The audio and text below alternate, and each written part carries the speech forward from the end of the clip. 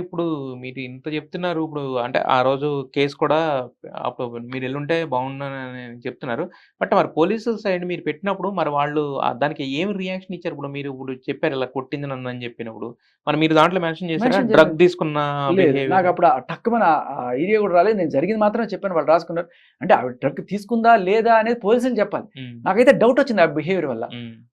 మరి వాళ్ళు అది రాసుకున్నారో లేదో కూడా తెలీదు. నేను చెప్పినట్టు కూడా గుర్తులేదు నాకు. But yes. నాకు తర్వాత తట్టింది. అది ఖచ్చితంగా డ్రగ్ బిహేవియర్ అని చెప్పి. యెస్.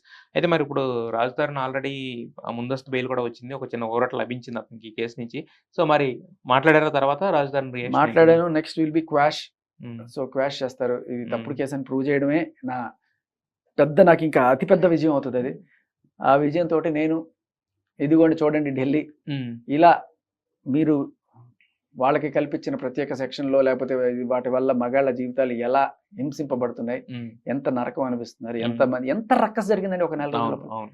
మీడియాలో అన్నిట్లో నా మీద చెప్పులతో దాడి, ఇట్లా దాడి, హ్మ్. బూతులు తిట్టడం, హ్మ్. ఫ్యామిలీని తిట్టడం, ఇంత నరకం కూడా చూసాం కదా! జస్ట్ బికాస్ నేను మహిళ, హ్మ్. నాకు చట్టాలున్నాయి. ఓకే. నేను కేసులు పెడతా. హ్మ్. ఇది మార్చుకోవాలనేది దీని ద్వారా నేను ముందుకెళ్తా. ఇది అంటే ప్రూవ్ చేసి. అంటే నేనడిగేదేంటి 'రాజ్ తరుణ్' రియాక్షన్ ఏంటి? ఏమన్నాడు ఆయన? Raj Tarun is happy. హ్మ్.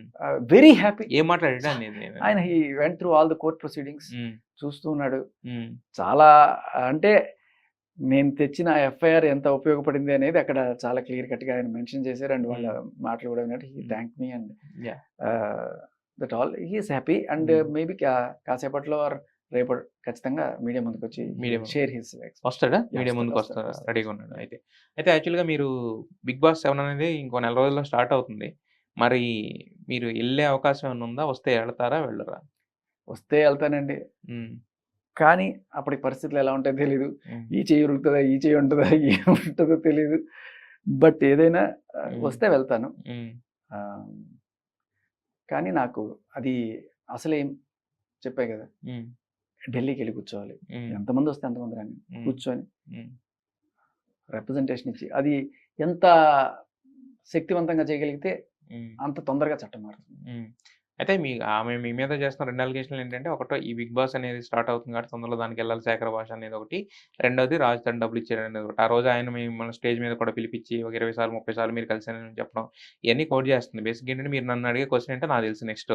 మీరు పిలిచారా? నేను వచ్చాను. నేనే పిలిచాను. బట్ కాకపోతే ఏంటంటే అబ్బే! ఒక అది కాదు. ఆ! పాయింట్ అసలు అదే కాదు. ఆ! నేను ఇప్పుడు ఆ డైలాగ్ చెప్పి చెప్పి బోర్ కొట్టింది. ఇప్పుడు ఆ! మీకు ఇంకో విషయం చెప్తా. హ్మ్. నేను ఏదైనా ఆధారం లేకుండా మాట్లాడాను. హ్మ్. Right from the day one హ్మ్. నేను ఏదైనా ఆధారం చూపించే మాట్లాడాను. హ్మ్.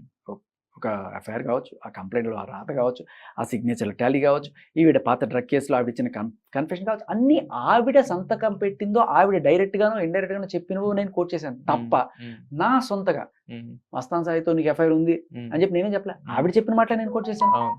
అలాగే చింటూతో ఎఫ్ఐఆర్ ఉంది అనే విషయం కూడా నువ్వు ఆ ఆడియో కాల్‌లో నువ్వన్నావు, "ఎక్కడ నా చింటూ? నా చింటూ హ్మ్. నాకు కావాలి హ్మ్. అర్జెంట్‌గా." హ్మ్. సో, ఇవన్నీ కూడా నువ్వు చెప్పినవే నేను కోట్ చేశాను తప్ప, హ్మ్. నేనేదో నీలాగా ఇక్కడ కూర్చొని రాజ్ తరుణ్ 30,00,000 ఇచ్చుంటాడు. హ్మ్. బిగ్ బాస్ వీళ్ళు పిలిచుంటారు. హ్మ్. ఇవన్నీ నువ్వు కూర్చొని ఊహించుకోవడానికి బానే ఉంటాయి. హ్మ్. కానీ ఆధారాలేవి? హ్మ్. నోటికొచ్చిందల్లా చెప్పొచ్చేముంది. ఓకే. అంతే. మరి 'మస్తాన్ సాయి'తో మాట్లాడే ప్రయత్నం ఏమైనా చేసారా? ఈ విషయంపై? లేదు మస్తు. లేదు. హ్మ్. సో, మరంటే ఎలా బట్ ఎళ్దాం? ఒకటి హ్మ్. అంటే నా ఈ పోరాటంలో హ్మ్. ఏదో చేస్తుంటే ఇంకొకళ్ళకి ఏదో కలిసొచ్చేస్తుంది చూడండి.